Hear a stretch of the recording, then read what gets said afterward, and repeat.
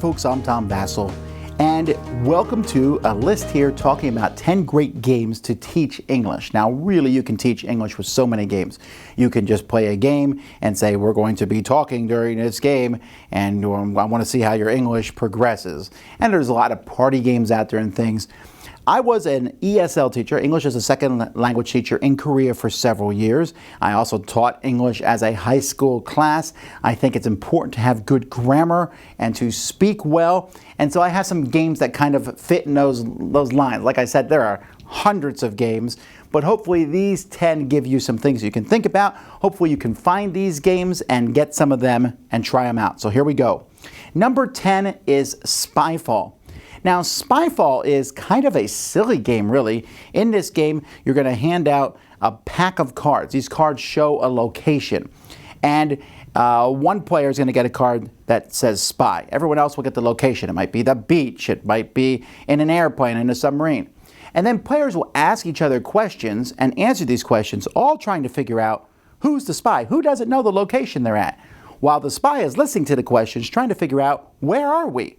This is really good. It causes you to ask good questions, to ask not just some very basic things, but to ask bigger and wider range vocabulary questions. It's silly fun, but it's an excellent game at teaching us to communicate with one another.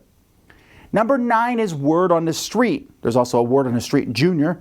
Word on the Street, you just put a strip of letters between the different players. And there's teams. This is a great one for team versus team. And you'll give a category like name a kind of pasta. And so I'll say spaghetti, and then I'll take the letters and move them towards me for each letter in a word. So I'd move the S one, the P one, there's no vowels in the adult version, the G one, the H one, the T, I would move 2 spaces. And if you get a letter all the way to your side of the board, you win. So you're playing tug of war with all these. So you're trying to think of words that are fit the category, but also use a lot of letters, but also you're watching specific letters, trying not to let them go to your opponent's side. First team to get 7 letters wins. It is a great game, Word on the Street. Number 8 is Nitwit. Now, Nitwit is a kind of a Venn diagram game. As you're putting out these spools and you are forming different like circles with yarn, and in these circles you have different categories, and you are trying to find a answer that fits something in different categories. So it might say blue, and this one might say old, and this one says weird, and I need to think of something that's blue, old, and weird, and write down an answer and hope that I'm not writing down the same answers as other people. It's really good at making you think of not just, ooh, name an animal, but maybe name an animal that is fierce. And, you know, what I'm saying is working with these Venn diagrams, I really liked it. Number 7 is Let Her Go. Now, this is a silly party game, but it's also a really good one in which each player has some letters out in front of them, and you have to think of a word that uses as many of these letters as possible. And then you write this word, but you have to write this word. There might be a weird rule, like draw fire around the word, or stand up while you're writing the rule, or read each letter out loud as you write it. And so the game itself is really quite well done as you're getting these letters, but adds that silly factor. And you know what? Silliness is never really a bad thing. So adding that into this game helps it out. That's Let Her Go. Number 6 is Word Slam. So there are a lot of different games out there that use words in them. But with Word Slam, these words are the main part of the game.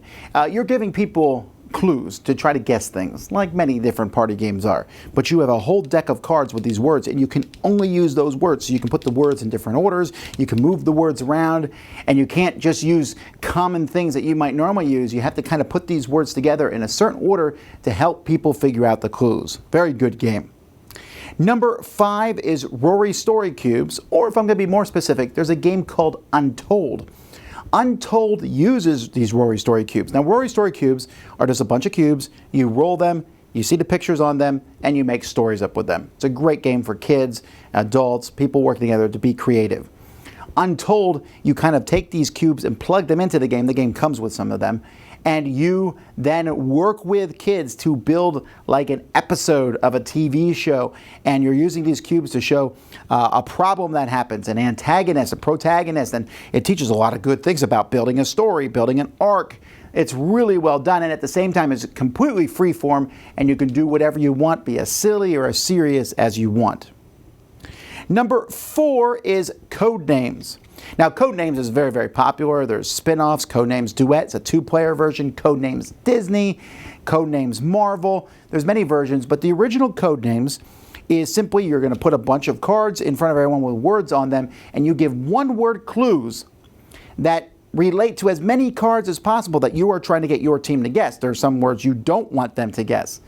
And it's very thinky. It's very clever, but because of the teams, the communication as we're trying to figure out what the clue giver is getting us to guess, it works exceptionally well. Number 3 is Dixit. Dixit has no words in it. It is a bunch of really weird pictures. We're talking, impressionist-looking art, just very strange, weird art pictures.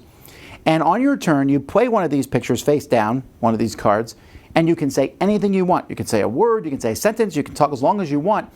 Everyone else puts a card in, you mix them up, reveal them, and everyone has to guess which of those cards yours is.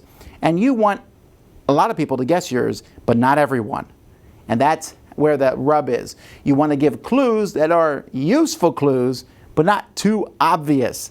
And that's very tricky and also works really well at getting people to kind of communicate in more interesting ways. And that kind of then flows over into number 2 is bring your own book. I love bring your own book because in this game, you literally bring your own book. So it promotes reading.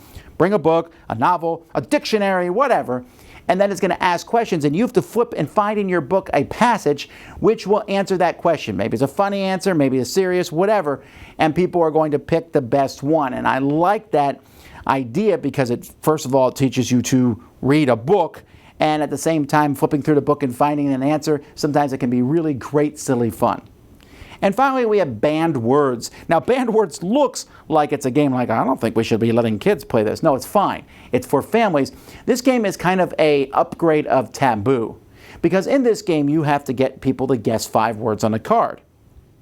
Sounds simple, right? Except the other team looks at your card before you give clues, writes down a bunch of words that they think you will say. And if you say those words, that team gets a point. So when you're giving clues and you see the word clown, for example, you're like, oh, I'm not going to say circus because they probably wrote circus. So you have to think of other ways, using alternative words to describing things, and it works exceptionally well. It's a great game, but it also helps you expand your vocabulary and go beyond. And so these are games that I think are great. Like I said, there are tons of games out there that do a good job. I tried to pick games that are in print. You can find these games online. A lot of them can be found at Cool Stuff, a great online web store, but there are many other games too. If you can think of some of them, why not put them below in the comments? Tell us what you think are great games to teach English. Until next time, I'm Tom Vasel, and you've been watching The Dice Tower.